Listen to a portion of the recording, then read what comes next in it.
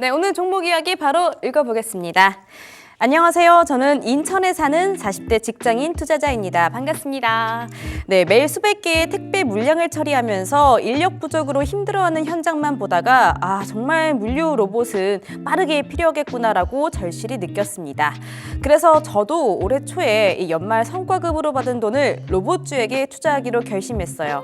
그래서 제가 들어간 로봇 기업은 상장한 지 얼마 안 된 따끈따끈한 기업입니다.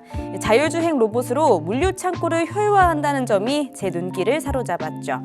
특히 아마존이 인수한 이 키바 로봇과 좀 비슷한 기술을 가졌다는 점에서 저는 성장 가능성을 봤습니다.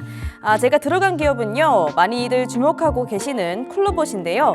제 매수가는 12,500원, 비중은 10%입니다.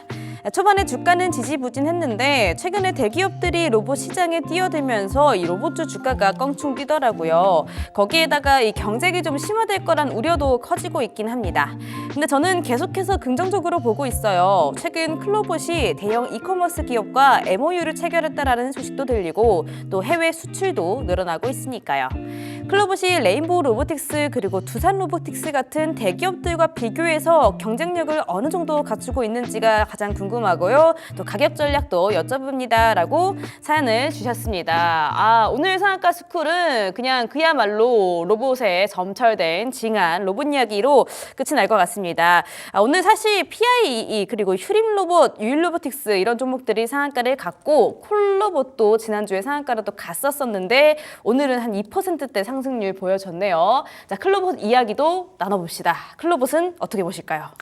네, 일단은 지금 로봇주들 같은 경우에 이 전반적인 이 산업을 봤을 때 이제 개화기에 지금 접어들었다라고 좀 보여지거든요. 네. 그래서 지금 추세로 봤을 때는 계속적으로 좀 좋은 흐름을 이어가지 않을까라는 생각이 들고, 근데 이제 이번에 추세를 제대로 타서 지금 로봇주들이 굉장히 좀 큰 상승을 좀 보여왔기 때문에 뭐 조정은 충분히 나올 수 있습니다. 네. 근데 조정이 나오게 된다면은 이제 또 새로운 신규 진입 관점으로도 좀 볼 수 있다라고 생각을 하거든요.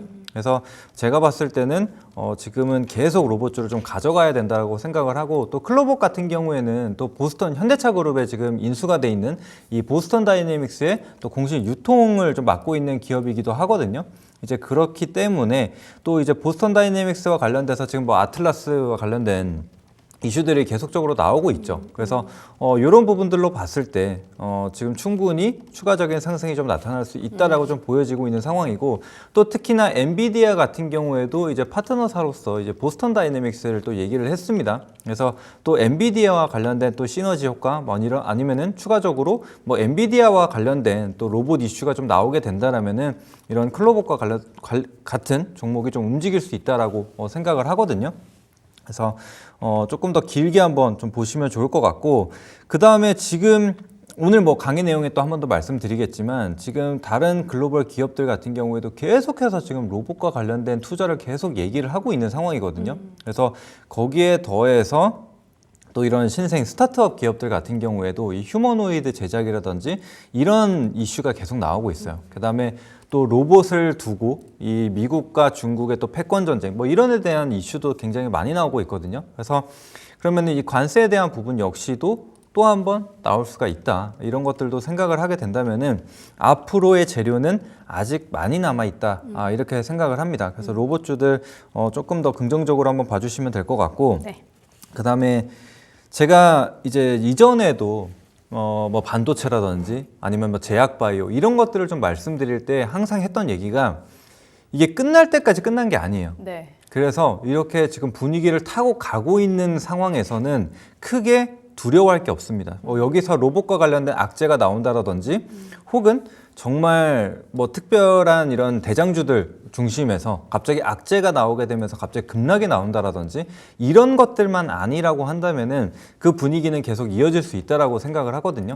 물론 오늘 레인보우 로보틱스가 뭐 고점 구간에서 일부 좀 반락을 하긴 했지만 너무 많이 올랐었죠. 네, 그렇죠. 네. 이제 그런 부분을 생각을 한다면 지금 사실 레인보우 로보틱스가 추세가 완전히 꺾였다, 혹은 뭐 로봇주가 끝났다, 이렇게 지금 마침표를 찍기에는 좀 이른 시점이라고 저는 생각을 하거든요. 그래서 그런 부분 참고하시면서 지금 가지고 있으시다라고 한다면은 조금 더 긴 관점으로 이렇게 끌고 한번 가보시면 좋을 것 같아요. 그래서 클로봇도 사실 제가 이제 추천해드렸었던 종목 중에 하나인데 그때도 이제 말씀드렸던 게 이런 지금 신규 상장주들 같은 경우에 최근에 분위기 흐름 너무 좋다. 상단 매물도 좀 얇고 지금 시장 자체가 좀 도와주는 부분들이 있기 때문에 계속 가져가 볼 필요가 있다라고 말씀을 드렸거든요. 그래서 특히나 이제 신규 상장주들 같은 경우에 단기적인 고점 혹은 상장 이후에 고점을 좀 돌파하는지 이런 것들만 좀 잘 체크를 한다면은 충분히 수익 극대화를 해나가실 수 있다라고 저는 생각을 합니다.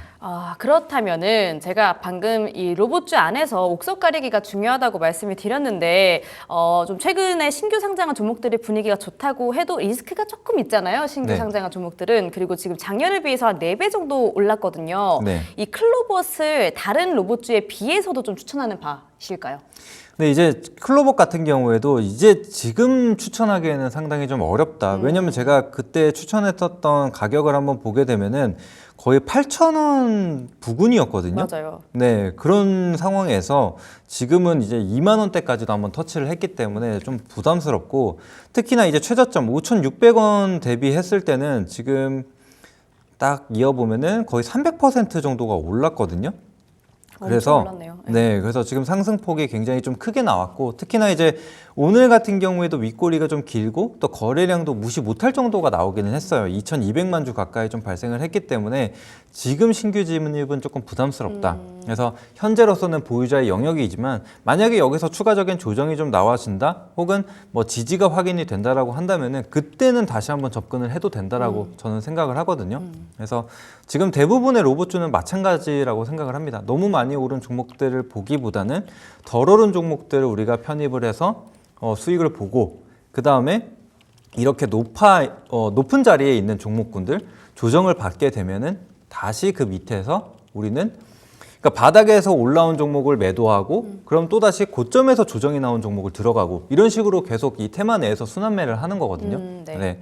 그렇게 생각을 해주시면 될 것 같습니다. 알겠습니다. 자, 로봇주 안에서 클로버 조정 나왔을 때 좀 살펴보시는 게 좋겠습니다. 자, 그러면 가격 전략 도와주세요. 이분이 지금 비중이 많지는 않아요. 한 10% 정도밖에 안 갖고 계시고 12,500원이라서 굉장히 수익권에 갖고 있습니다. 이분 어떻게 말씀드리면 좋을까요?